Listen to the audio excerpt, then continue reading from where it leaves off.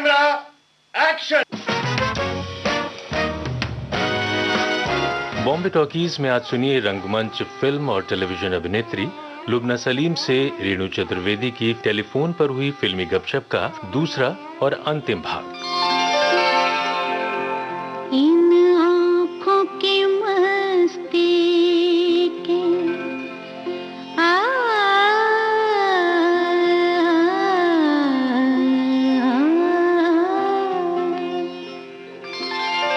इन आँखों की मस्ती के मस्ताने हजारों हैं, मस्ताने हजारों हैं, इन आँखों से वाबस्ता, इन आँखों से वाबस्ता, अफसाने हजारों हैं, अफसाने हजारों हैं, इन आँखों की मस्ती के।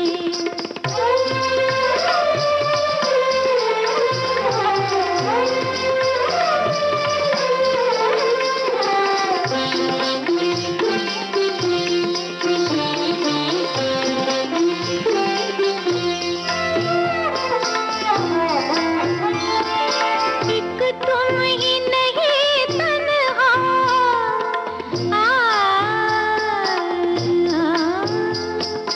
एक तुम ही नहीं तन्हा, उल्फत में मेरी रुसवा, उल्फत में मेरी रुसवा, इस शहर में तुम जैसे, इस शहर में तुम जैसे दीवाने हजारों हैं, दीवाने हजारों हैं, इन आँखों की मस्ती के मस्ताने हजारों हैं, इन आँखों की मस्ती के।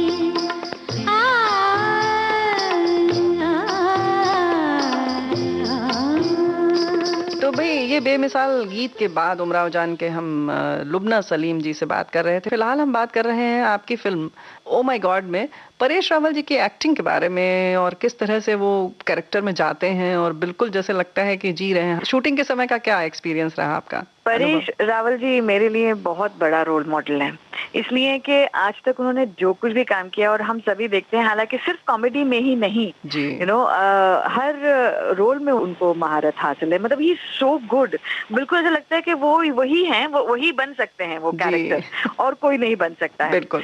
तो जब वो कांजी भी बनते थे तो एक सेकंड को भी ये नहीं लगा था, हालांकि वो खुद गुजराती हैं, लेकिन एक सेकंड को भी ये नहीं लगा कि वो जिस भूमिका में इशू को लेकर बात कर रहे हैं उसमें कोई सीरियसनेस नहीं है जी। तो वो हमेशा हर रोल को अपना भी लेते हैं और ऐसा लगता है कि जो कह रहे हैं वो सही बात कह रहे हैं, इसीलिए आपको वो इतनी इफेक्टिव लगती है। और हर एक्टर का, हर अच्छे एक्टर का मुझे लगता है का सक्सेस मॉडल यही होता है कि जब आप उनसे सिर्फ प्रभावित ही ना हो, वो जब आप उनकी वो जो बात कह रहे हैं उसको समझ जाए, जब वो अपनी बात आपके सामने रख सकते हैं एक आम आदमी के सामने, और वो अगर बात हमारे समझ में आ जाती है तो एक्टर का काम वहां पर जाकर समझ में आता है कि yes he is a good actor.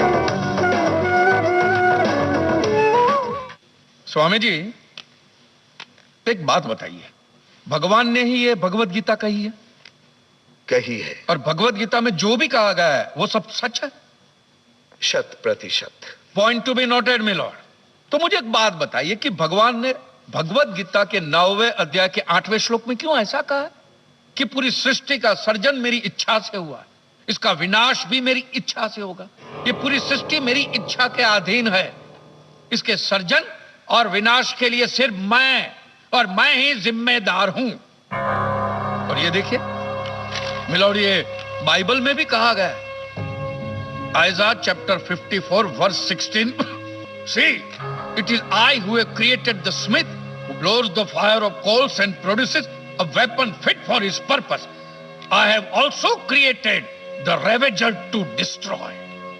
ये देखिए, ये कुरान शरीफ में भी है।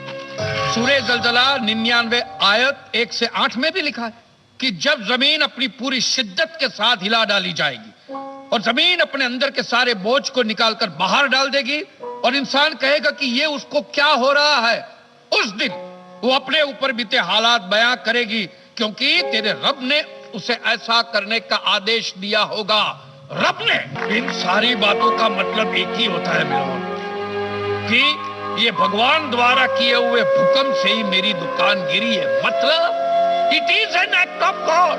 ये सब ऊपर वाले की करनी है और मेरे साथ साथ जिन लोगों का नुकसान ऊपर वाले की वजह से हुआ है, उन सब के पैसे भी ऊपर वाला ही देगा।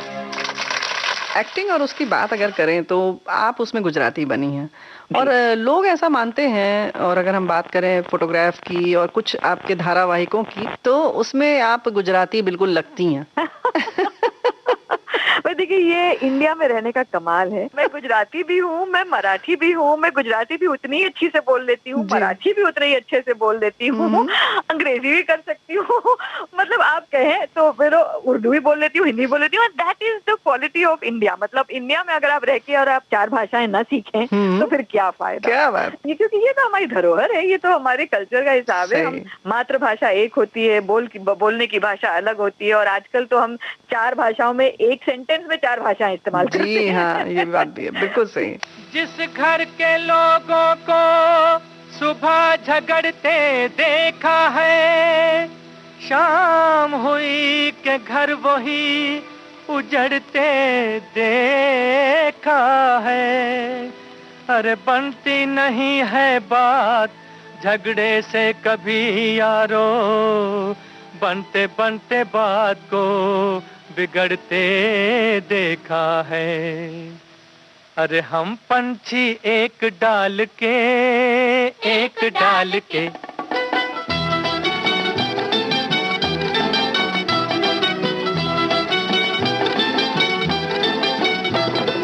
हम पंछी एक डाल के होए संग संग डोले जे संग संग डोले, संग संग डोले जे संग संग डोले। बोली अपनी अपनी बोले, बोली अपनी अपनी बोले, जी बोले जी बोले। हाँ, संग संग डोले जी संग संग डोले। हम पंछी एक डाल के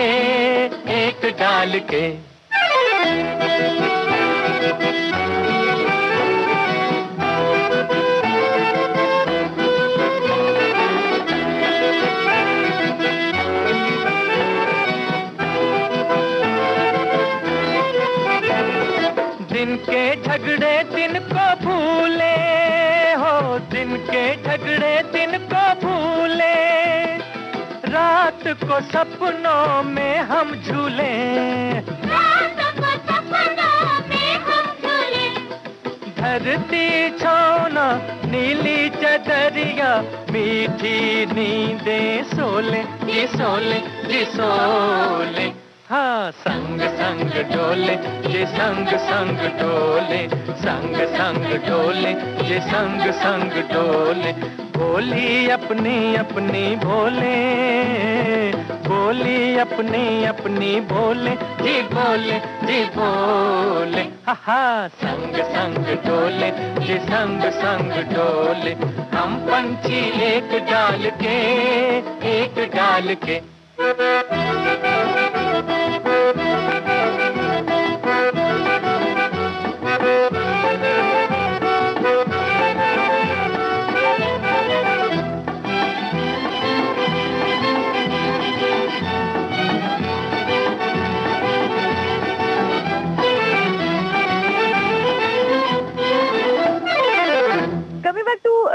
गुजराती लगना, ये जो शुरुआत हुई मेरी, ये शुरुआत हुई थी, मेरा एक सीरियल था बाप बहू और बेबी, उसमें मैं लीला भाभी का कैरेक्टर करती थी। अब सीरियल्स के साथ में ये होता है कि चूंकि वो 4.5 साल तक चला और उसमें गुजराती फैमिली की कहानी थी और वो सीरियल बहुत बड़ा हिट था, तो हर किसी को ये देखिए, जब किसी कैरेक्टर को अपनाते हैं ना लोग, तो बड़े खुले दिल से अपनाते हैं। और बिल्कुल उसको अपना समझने लगते हैं। बिल्कुल। जब मुझे आज भी अगर कोई लीला भाभी के नाम से ही जानता है तो मेरे लिए वो बहुत बड़ी खुशकिस्मती है, बहुत बड़ा अचीवमेंट है। लेकिन मुझे कभी-कभी उन लोगों की साइकोलॉजी समझ में आती है कि वो कितना आइडेंटिफाई करते थे उस कैरेक्टर से। तो इसीलिए वो उस पल्ले की साड़ी पहनना और बिंदी लगाना और गरबा करना और बा के लिए और भाभीियों के लिए और देवरों के लिए उतना एक जॉइंट फैमिली का जो एहसास था पूरा जो था बाबू और बेबी, वो कहीं ना कहीं एक मेरी छवि बनाता गया कि मैं गुजराती ही हूँ। और मुझे बहुत गर्व है कि 4.5 साल के बाद में मेरे जो डायरेक्टर और आप यकीन मानिए उस पूरे यूनिट में सारे गुजराती थे मेरे अलावा। अच्छा। तो गुजराती खानों से लेकर गुजराती बोलना और इतना ज्यादा हो गया कि मेरे घर में भी सब कहने लगे कि तुम तो गुजराती हो गई हो। तो मुझे बहुत अच्छा लगा जब हमारी लास्ट डे की पार्टी थी और उसमें जो सर्च स्पीचेस देते हैं तो जेडी ने और जो हमारे प्रोड्यूसर हैं जेडी मजीठिया और आतिश कपाड़िया जिन्होंने लिखा था, उन्होंने कहा था कि लीला भाभी इज नाउ गुजरातीफाइड। तो वो अब गुजरातीफिकेशन जो था मेरा वो हो चुका है। तो अब मुझे उस हिसाब से शायद इस वजह से मैं पूरी तरह से तो नहीं कह सकती लेकिन शायद एक वो जो कि छवि बन चुकी थी लोगों में कि she very nice Gujarati lady. तो उसमें शायद उमेश ने और परेश भाई ने से वो उसमें भी चूज किया। मुझे 4 अवार्ड्स मिले थे सिर्फ लीला भाभी के लिए। बधाई हो बहुत बहुत सभी श्रोताओं की ओर से। बहुत शुक्रिया। लेकिन अमेजिंगली आप यकीन मानिए कि फोटोग्राफ में भी यही हुआ। जब रितेश और हमारी बात हुई तो रितेश जी का एक बहुत इंटरेस्टिंग वो है कि वो ना ऑडिशन नहीं लेते हैं, वो पर्सनली मिलते हैं लोगों से। तो हनी त्रिहन जो कास्टिंग डायरेक्टर थे उन्होंने शायद मेरा नाम लिया होगा। He liked my face and the first thing he asked is she Gujarati. कहा नहीं, बट ही सेड कि नहीं, I want to meet her. तो खैर मुझसे मुलाकात हुई एंड देन सारी बातें हुई एंड ही सेड कि मैं एक गुजराती लुकिंग लेकिन नॉन गुजराती पर्सन चाहता हूँ। मैं चाहता ये है टिपिकल गुजराती फैमिली जो लेमिंगटन रोड पे रहती है या मतलब किसी गुजराती उसमें रहती है, वर्ली में रहती है या वर्ली है शायद उसके अंदर, वहां रहती है। लेकिन I don't want a Gujarati actor. उनका ये बहुत ही क्लियर थे इस बात में। He does not want a Gujarati actor from a Gujarati background because वो एक बैगेज के साथ में आएगा। तो जो मेरे लिए वो एडवांटेज बना कि नॉन गुजराती होने के पर भी मैं वो एक न्यूआंस फाइन एक न्यूआंस ही चाहिए था उन्हें। और एक डेफिनेटली बिकॉज वो इंटरनेशनल प्रोजेक्ट था तो उसके लिए एक आइडेंटिफाइबिलिटी चाहिए थी, एक ऐसा कॉमन कैरेक्टर जो लगे और ना लगे। तो वो उनको बैलेंस चाहिए था।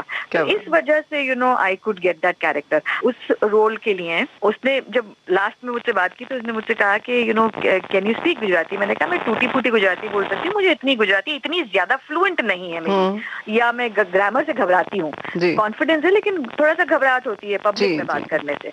तो कहने लगा कि ठीक है तो हम will keep a teacher for you. तुम क्या कुछ गुजराती के, हालांकि इंग्लिश में है लेकिन और हिंदी बोलनी है कि बाइलिंगुअल जाएगी, तुम कुछ गुजराती के वर्ड्स हम इसमें डाल देंगे। हमने कहा ठीक है। हमारे पास ट्यूटर आ गए, 1 महीने हमने ट्रेनिंग ली गुजराती डायलॉग्स। तो वो डायलॉग्स इतने मजेदार थे और सर इतने अच्छे थे कि हमने कहा हम सारे गुजरातीफाई करते थे। तो मैंने सारे जो है गुजराती में लर्न कर लिया। अच्छा। सारे डायलॉग हिंदी के गुजराती में ट्रांसलेट करके और सीख लिए सारे। तो जब मैं सेट पे गई तो उन्होंने मुझसे बोला कि ये ऐसे ऐसे करना है। Then we started. अच्छा, मेरे साथ में सचिन खेडेकर, मेरे जो ऑपोजिट है वो सचिन खेडेकर की पत्नी जो है वो गुजराती है। अच्छा। वो रहते हैं पार्ला में और वो काफी गुजराती नाटक कर चुके हैं। तो मराठी गुजराती उनका फॉर्टे है। तो वहां पर वो मतलब ओ माय गॉड में परेश जी थे, यहाँ पर सचिन खेडेकर थे। उसके लिए तो कोई प्रॉब्लम नहीं थी। और मैं सचिन के साथ में एक नाटक शाम रंग कर चुकी थी जो कृष्ण और राधा पर था। बहुत ही खूबसूरत माइथोलॉजिकल नाटक था वो। तो हमारा एक एक अंडरस्टैंडिंग भी थी। खैर जब मैंने ये गुजराती बोलना शुरू की तो Ritesh said it's sounding very nice, so let's keep it like that. I said क्या मैं तो ऐसे अपने लिए कर ली थी और हम लिप सिंक कर रहे थे, सिंक साउंड कर रहे थे, यानी कि जो साउंड था वही इस्तेमाल होने वाला था, हमको डबिंग नहीं करनी थी। अच्छा। तो उसमें तो और भी बड़ा चैलेंज हो गया। खैर लेकिन कर लिया और बहुत अच्छा लगा वो। उसमें बहुत इंटरेस्टिंग लगता था कि सानिया जो थी, सानिया मल्होत्रा जो हमारी एक्ट्रेस थी, वो मेरी बेटी का रोल जिसने किया है उसमें, अच्छा वो पंजाबी एंड हम दोनों नॉन गुजराती स्पीकिंग, और हम दोनों बैठ के गुजराती सीखा करते थे। अच्छा। नथी करबू ना मने आवानू छे, तो छे नहीं छे, उस तरह की चीजें हम बाकायदा जैसे बच्चे होते हैं ना लर्न करते हैं, हम उस तरह बैठ के लर्न किया करते थे अपने डायलॉग, एंड वो करती थी, कहती थी करेक्ट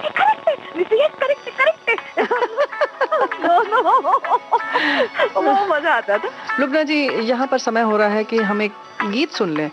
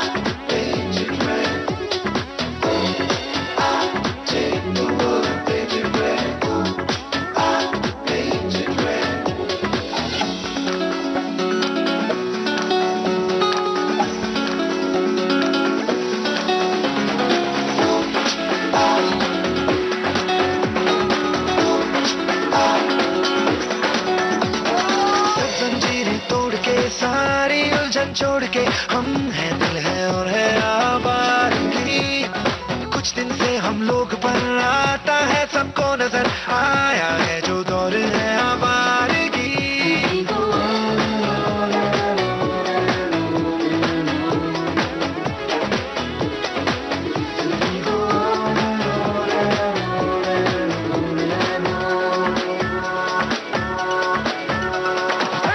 हल्के हल्के ये रंग चलके चलके जो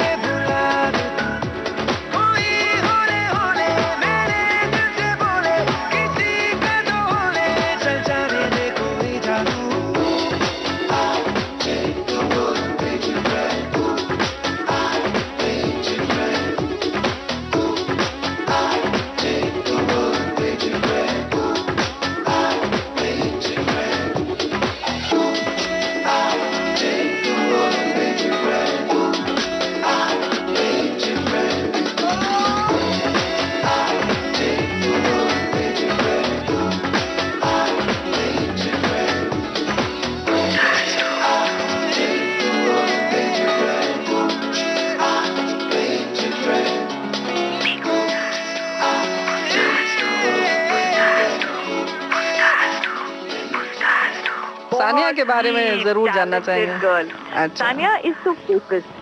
अगर आपने नोटिस किया होगा कि आजकल के सारे एक्टर्स और एक्ट्रेसेस जी उनका फोकस ही अलग है अपने काम के प्रति, और you know because her shot देते हैं, हर शॉट के पीछे जाकर देखते हैं कि कैसा है, ऐसे कर सकते हैं, उसको वैसे ट्वीक कर सकते हैं। They are so you know in tune, in sink.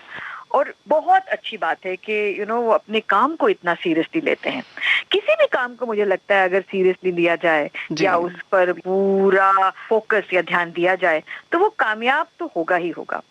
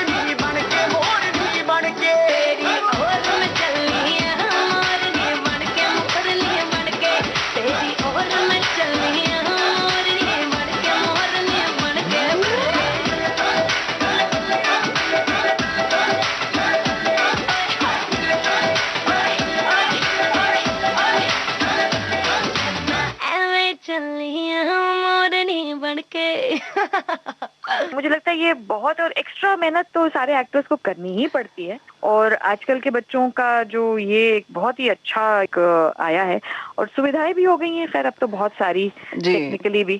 लेकिन सानिया मल्होत्रा इसमें बहुत सामान्य सी लड़की दिखी है और बहुत सारे उसमें बहुत ग्लैमरस दिखी है। एक्चुअली क्या हो गया है आजकल, पहले जब 70s में 60s में 80s में ये फिल्में जो थी ये 2-2 3-3 साल बना करती थी जी, तो बहुत फर्क पड़ जाता था कि एक ही रोल को एक एक्टर जो है वो 4 सेट पे जा रहा है 4 रोल्स करने के लिए जी। तो उस तरह की फिल्मों का वो आप देख सकते थे। आजकल फिल्में जो बनती हैं वो कैप्सूल में बनती हैं कि आपका हमारा पूरा 1.5 महीना 2 महीना ब्लॉक कर दिया जाता है और हमें उसी समय के अंदर हमें उस कैरेक्टर के साथ रहना है।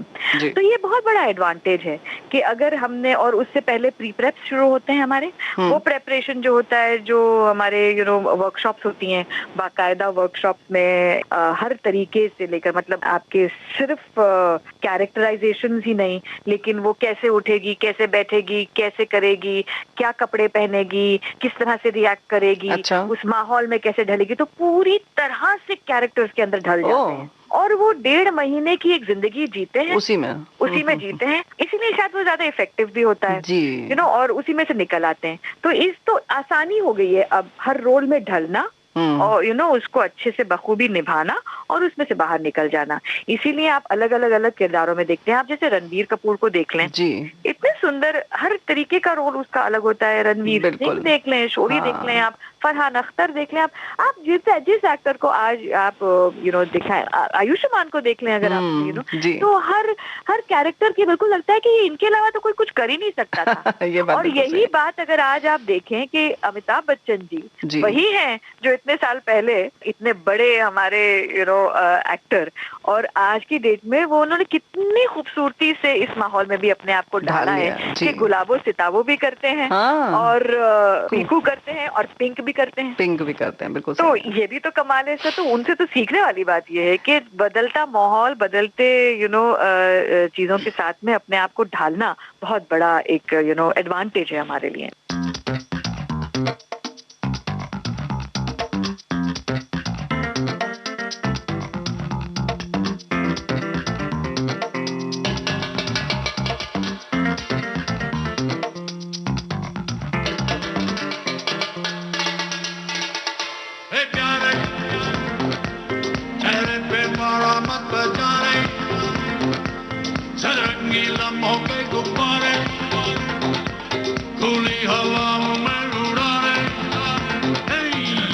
समझ ले इशारा, क्या बोले जुम्बा, मस्ती में जी ले जुम्बा जुम्बा जुम्बा।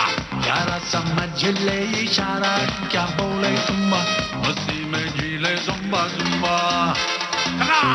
सर से गिरा दे फिकर का बोझा, कमर हिला के हैप्पी हैप्पी हो जा, कहना तू मान ले मेरा।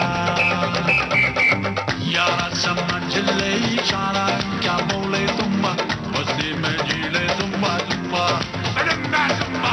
यारा समझ ले इशारा, क्या बोले जुम्बा, मस्ती में जी ले जुम्बा जुम्बा।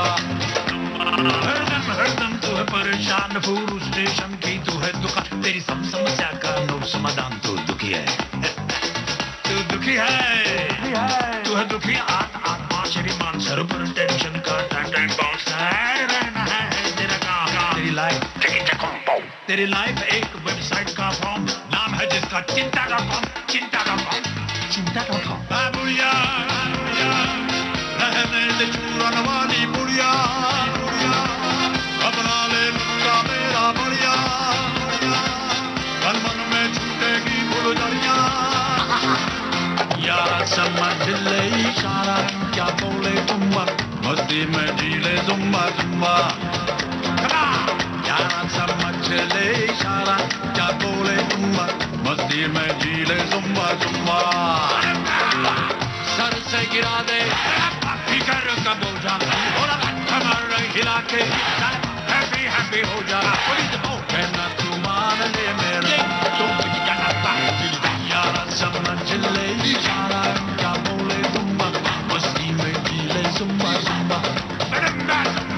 यारा समझ ले इशारा, क्या बोले जुम्बा, मस्ती में जी ले जुम्बा जुम्बा।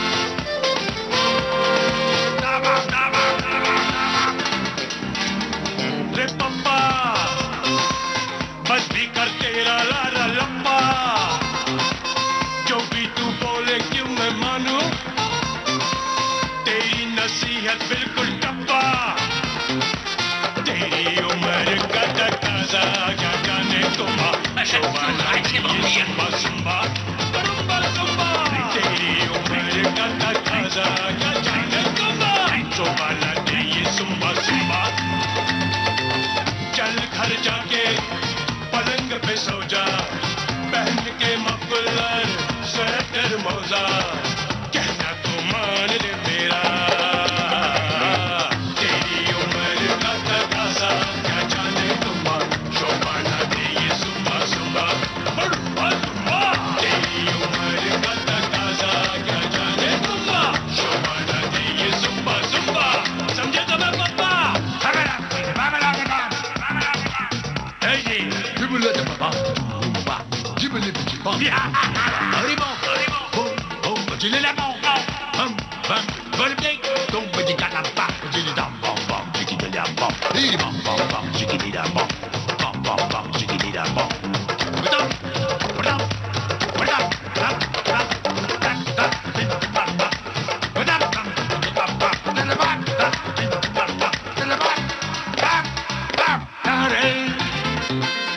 चेहरे पे बारामत जा रहे सतरंगी लम्हों के गुब्बारे थोड़ी हवाओं में उड़ा रहे यारा समझ ले इशारा क्या बोले तुम्बा मस्ती में जीले तुम्बा तुम्बा यारा समझ ले इशारा क्या बोले तुम्बा मस्ती में जीले तुम्बा तुम्बा यारा समझ ले इशारा क्या बोले तुम्बा मस्ती में जीले तुम्बा तुम्बा यारा समझ ले इशारा क्या बोले तुम्बा मस्ती में जीले तुम्बा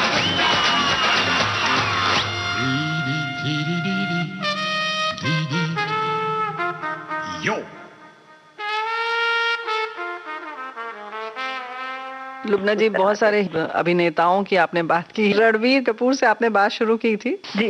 तो इन पूरी लंबी फहरिस्त में कौन जी। सबसे आपका प्रिय है? मुझे तो रणबीर बहुत प्यारा सा लगता है ना। रणबीर कपूर का कौन सा गाना आप सुनना चाहेंगे? रणबीर कपूर का कोई एक अच्छा सा प्यारा सा गाना सुन ले। हाँ, बिल्कुल बिल्कुल, बड़े प्यारे से हीरो का प्यारा सा गीत सुनते हैं। चलिए। Shining in the setting sun like a pearl upon the ocean. Come and feel me, oh feel me. Shining in the setting sun like a pearl upon the ocean. Come and heal me, oh heal me. Thinking about the love we're making and the life we're sharing. Come and feel me, oh feel me.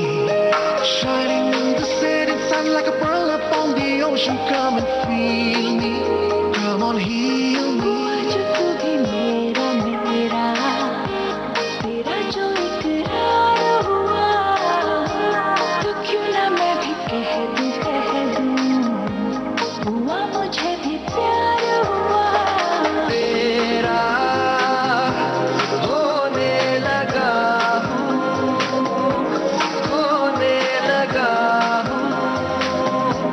जब से मिला हूँ तेरा होने लगा हूँ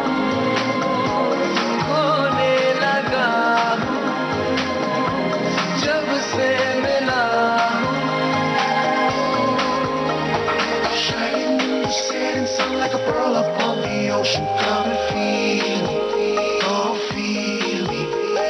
Shining in the setting sun like a pearl upon the ocean. Come and heal me, oh heal me. वैसे तो मन मेरा पहले भी रातों में अक्सर ही चाहत के हाँ सपने संजोता था पहले भी धड़कन ये धुन कोई गाती थी पर अब जो होता है वो पहले न होता था हुआ है तुझे जो भी मुझे भी इस बार हुआ तो क्यों ना मैं भी कह दूं हुआ मुझे भी प्यार हुआ तेरा होने लगा हूँ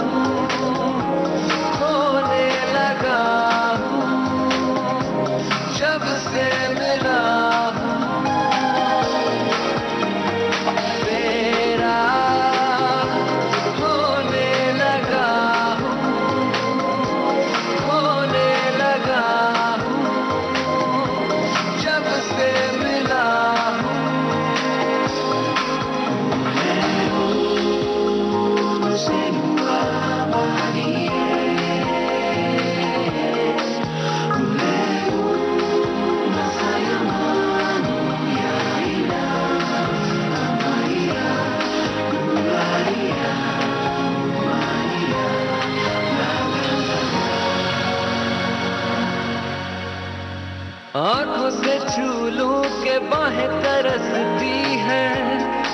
मैंने पुकारा है, हाँ अब तो चले आओ, आओ के शबनम की बूंदें बरसती है, मौसम इशारा है, हाँ अब तो चले आओ।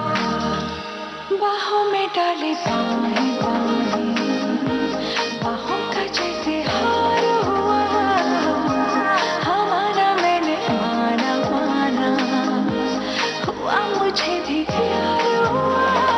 तेरा होने लगा हूँ, खोने लगा हूँ, जब से मिला हूँ।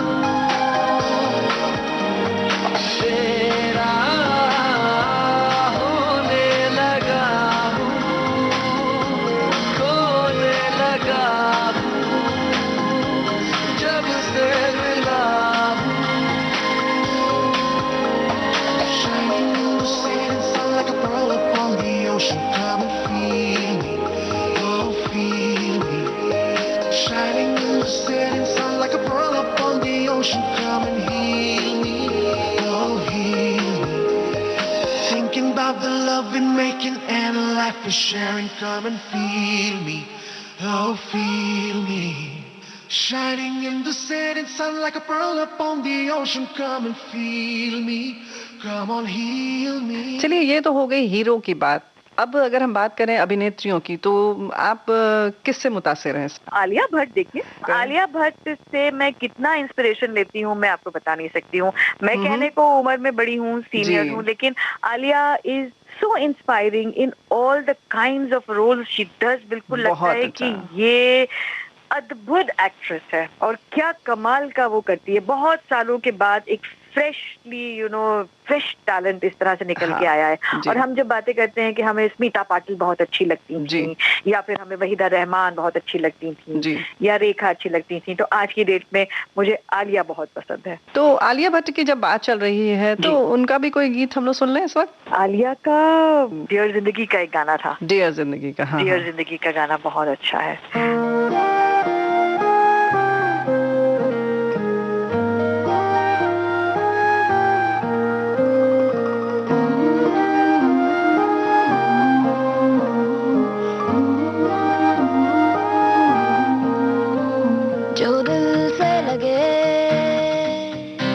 उसे कह दो हाय हाय हाय हाय, जो दिल ना लगे उसे कह दो बाय बाय बाय बाय। आने दो दिल में आ जाने दो, कह दो मुस्कुराहट को हाय हाय हाय हाय। जाने दो दिल से चले जाने दो, कह दो घबराहट को bye bye bye bye bye. Love you जिंदगी, love you जिंदगी, love you जिंदगी, love me जिंदगी।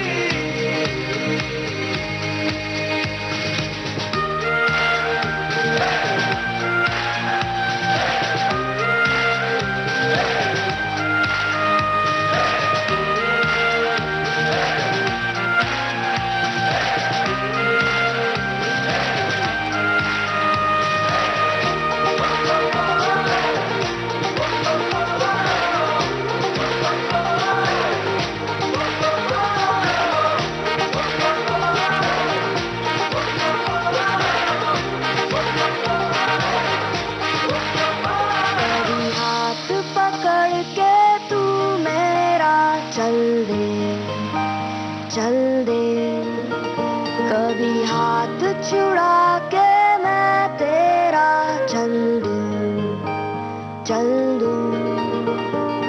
मैं थोड़ी सी मुड़ी हूँ, तू थोड़ी सी टेढ़ी है, क्या खूब ये जोड़ी है तेरी मेरी। आने दो दिल में आ जाने दो, कह दो मुस्कुराहट को हाय हाय हाय हाय। जाने दो दिल से चले जाने दो, कह दो घबराहट को बाय बाय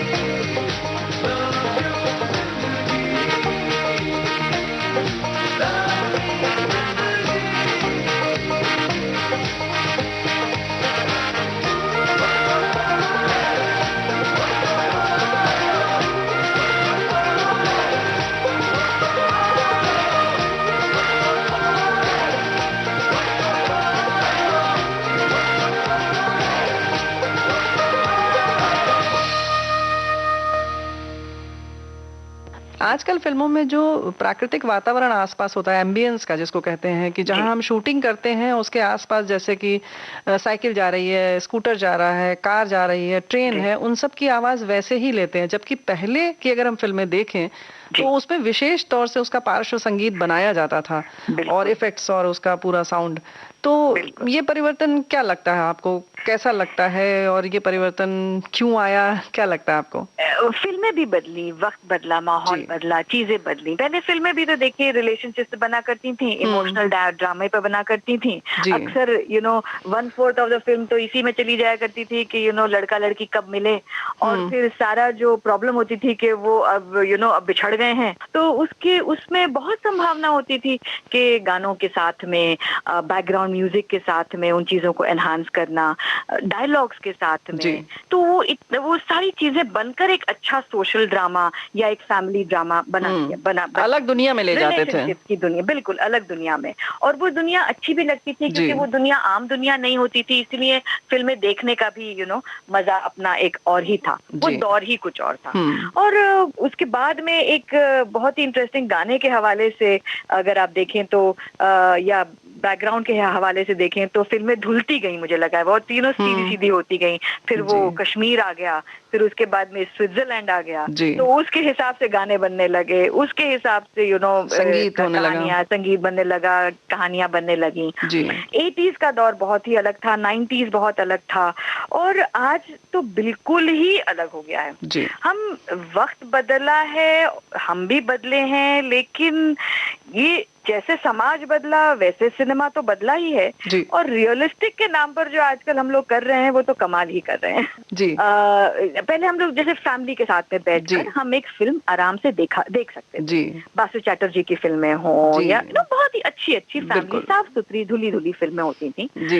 आज लगता है कि सिनेमा सिर्फ अकेले देखने के लिए बना है। आप अकेले देख लें या मोबाइल पे देख लें या आप किसी ओटीटी प्लेटफॉर्म पे देख लें। और इतना ज्यादा ओटीटी प्लेटफॉर्म चूंकि पिछले साल के कोरोना की वजह से, इतना कोरोना की वजह से जो ओटीटी प्लेटफॉर्म में जो बूम आया है और जिस तरह से लोगों ने उसे देखना शुरू किया है, तो वो एक पैरेलल सिनेमा जैसा ही बन गया, parallel this thing for cinema, competition for cinema बन गया है। तो क्योंकि सिनेमा भी अब ओटीटी प्लेटफॉर्म्स पे रिलीज हो रहा है, तो अब बिल्कुल ऐसा नहीं लगता कि ऐसा कंटेंट नहीं बनता है कि आप साथ में फैमिली के साथ में देखें। मैंने अभी 3-4 वेब सीरीज में काम किया, मतलब कोरोना के समय में मैंने 3 वेब सीरीज की हैं। उनमें से बहुत इंटरेस्टिंग था, एक मेरा सीरीज है आम आदमी फैमिली, जो शर्मा जी हैं दिल्ली वाले, और हम 3 सीजन उसके कर चुके हैं। और यकीन, मतलब सब लोग देखना चाहते हैं, फैमिली है तो मतलब पूरी, जो मुझे आते हैं रिव्यूज और जो लोग लिखते हैं हमें, वो कमेंट्स में ये लिखते हैं कि this is the only drama which I can watch with my parents and family. मैंने कुछ और ऐसे किए हैं जिसमें मेरी सिस्टर आई थी और अभी एक हाल ही में कुछ रिलीज हुआ है, तो वो कहने लगी कि पहला एपिसोड हमने देखा लुबना, फिर सेकंड एपिसोड जो था वो बेटा बैठा था साथ में विवान, तो शायद मैंने सोचा कि मैं बाद में देखूंगी। अब आप बताइए, हम नहीं चाहते कि हम इस तरह का काम करें या ऐसी कोई बात भी नहीं है उसमें, लेकिन उसके बावजूद भी हम इतने ज्यादा कॉन्शियस हो गए हैं। और चूंकि हमें फ्रीडम मिल गई है तो हमें कुछ भी कह देना है, ये थोड़ा अति हो जाता है। This is what I feel. पहले हर चीज में नजाकत हुआ करती थी, नफासत हुआ करती थी, सलीके से चीजों को पेश किया जाता था। डाइल्यूट हो गई है जी। तो हमें हमारे लिए तय करना पड़ेगा कि अब हमें क्या देखना है क्या नहीं देखना है। इसलिए मुझे हमेशा ये लगता है कि आप जो है वो हम रिमोट अपने हाथ में रखिए, that is the only way to stop all this control. पहले कंटेंट अलग था, तो आज का दौर, जब आप जिस सवाल से ये बात शुरू हुई वो ये थी कि हम रियलिस्टिक आवाज और रियलिस्टिक साउंड करते हैं। पहले गानों का महत्व हुआ करता था, पहले हम इतनी आराम से, इतने खुले माहौल से चीजें दिखाते भी नहीं थे। 2 फूल मिल गए, जो कैमरा था वो पैन हो गया हरियाली की तरफ, इस तरह की चीजें हुआ करती थी। आज की डेट में आप वही चीज किस तरह से दिखा रहे हैं, आप खुद देखिए तो कहाँ जगह रह गई है। एक ब्यूटीफुल, एक बड़े खूबसूरत ढंग से किसी अंदाज में कहने की कोई बात। लुबना जी, यहाँ पर समय हो रहा है कि हम एक गीत सुन लें, तो कौन सा गीत आप सुनना चाहेंगी? देखिए, अगर आजकल के कुछ कहें तो गीतों में से मुझे जिंदगी ना मिलेगी दोबारा के सारे अच्छे लगते हैं, तो अगर उसमें से आप सुना दें तो बहुत अच्छा रहेगा।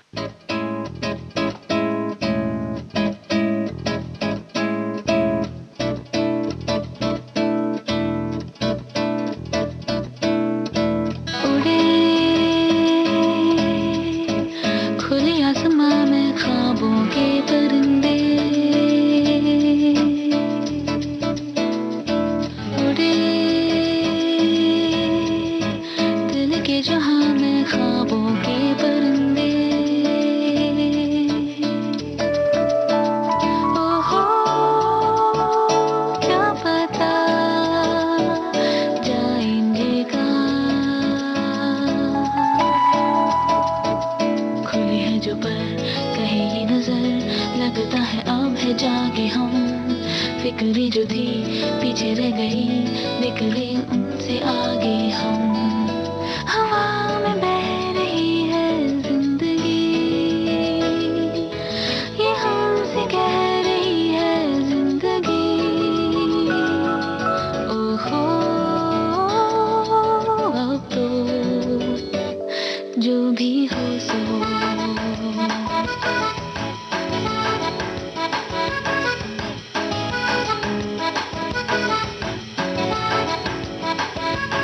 उड़े, खुले आसमां में ख्वाबों के परिंदे उड़े, दिल के जहां में ख्वाबों के परिंदे। ओहो, क्या पता जाएंगे कहाँ। किसी ने छुआ तो ही हुआ, फिरते हैं महकी महकी हम। हुई है कहीं बातें नहीं, जब है ऐसे बहके हम। हुआ है यूं कि दिल पिघल गए, बस एक पल में हम बदल गए। ओहो, अब तो जो भी हो सो हो।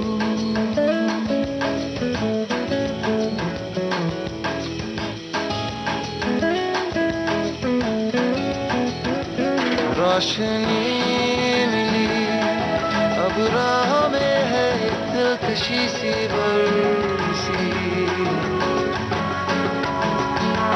हर खुशी मिली अब जिंदगी पे है जिंदगी सी बरसी। अब जीना हमने सीखा है, याद है कल आया था वो पल जिसमें जादू ऐसा था। हम हो गए जैसे नहीं, वो पल जाने कैसा था। कहीं दिल के जाओ उधर ही तो, जहाँ भी लेके जाए आरज़ू। ओहो, अब तो जो भी हो सो, जो भी हो सो उड़े,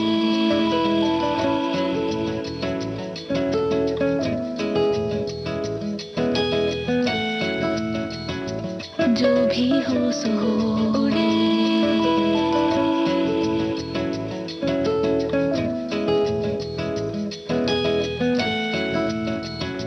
जो भी हो सो हो। अच्छा, टेक्निक भी बदली है। जैसे अभी जो मैंने फिल्म की थी रितेश बत्रा की, जो अपने फोटोग्राफर ने, जैसे मैंने आपसे कहा था सिंक साउंड है, तो उसमें वो हर चीज का साउंड ले रहे थे। हर चीज का साउंड ले रहे थे। फ्रेंच टीम थी हमारी साउंड की, साउंड इंजीनियर्स जो थे वो फ्रेंच थे। एंड उनके माइक अलग, उनको ये सब चीजें, माहौल देखने का तरीका अलग, कि वहां से स्टेशन से ट्रेन गुजरी वो भी उनको साउंड चाहिए, और यू नो डायलॉग पे हावी नहीं होना चाहिए। तो हम एज एक्टर्स, आप यकीन मानिए, हम लोगों को इन चीजों की तैयारियां करनी पड़ती हैं बाकायदा। अच्छा। कि if there is a sound passing तो मेरे डायलॉग्स ऊपर जाएंगे, किस पिच पे जाएंगे, ऊपर जाएंगे, नीचे जाएंगे, या मैं प्रभावित होंगी उस साउंड से या नहीं। तो इस तरह की हमारे हमारी तैयारी होती है, उस ट्रेनिंग अलग ढंग से होती है। ट्रेनिंग में आ गया ये सारा हिस्सा।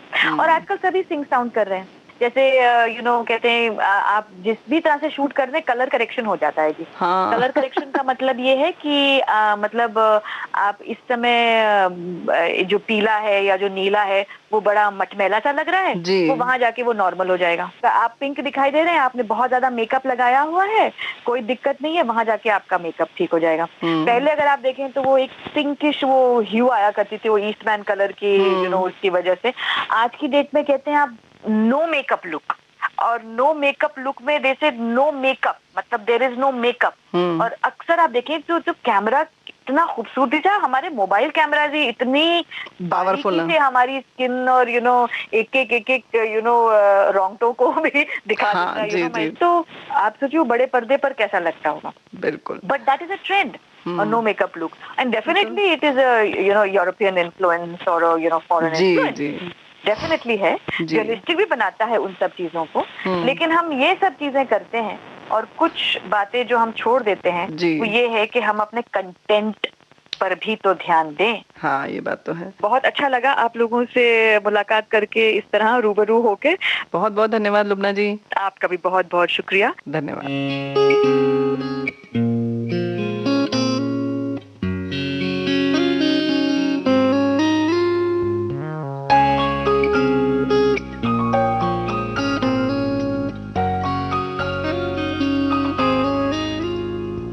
जब भी जरा तुमने छुआ जिंदगी हल्की सी गुदगुदी कर गई।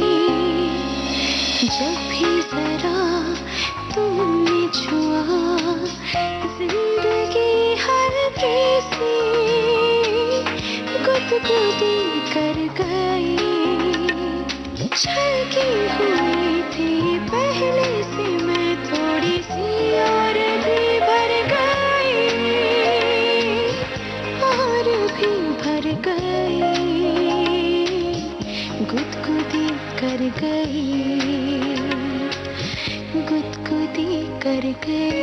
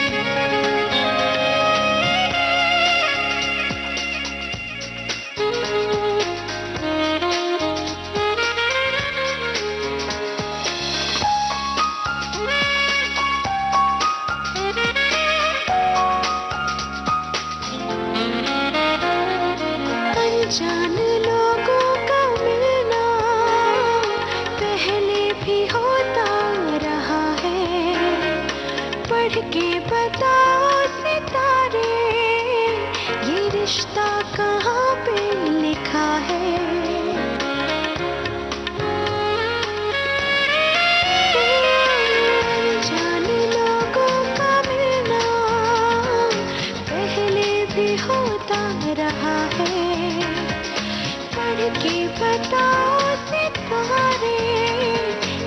रिश्ता कहाँ पे लिखा है, मरने लगी थी पहले से मैं थोड़ी सी और भी मर गई और भी भर गई,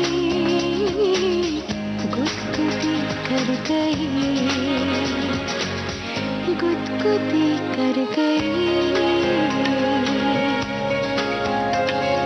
जब भी जरा तुमने छुआ जिंदगी हल्की सी गुदगुदी कर गई, चलती हुई थी पहले से मैं थोड़ी सी और भी भर गई और भी भर गई, गुदगुदी कर गई, गुदगुदी कर गई, गुदगुदी कर गई। बॉम्बे टॉकीज में अभी आप सुन रहे थे रंगमंच फिल्म और टेलीविजन अभिनेत्री लुबना सलीम से रेणु चतुर्वेदी की टेलीफोन पर हुई फिल्मी गपशप का दूसरा और अंतिम भाग। तकनीकी सहयोग विनायक तलवलकर, प्रस्तुति सहयोग आकांक्षा सिंह और प्रस्तुतकर्ता रेणु चतुर्वेदी। सेलुलाइट डिजिटल अपना बॉम्बे टॉकीज।